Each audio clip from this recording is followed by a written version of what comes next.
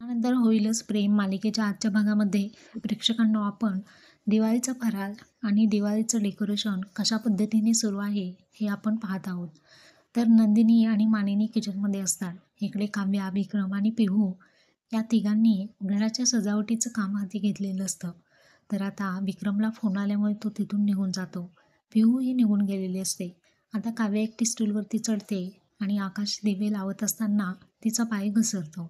तर तिला सावरण्यासाठी पार्थ हा तिथे दत्त म्हणून हजर असतो.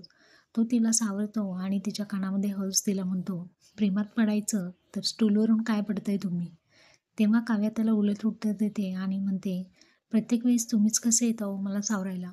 त्यावरती पार्थ म्हणतो, "देवानेच, डेस्टिनीनेच मला तुमच्या आयुष्यामध्ये सावरण्यासाठी पेरलेलं आहे."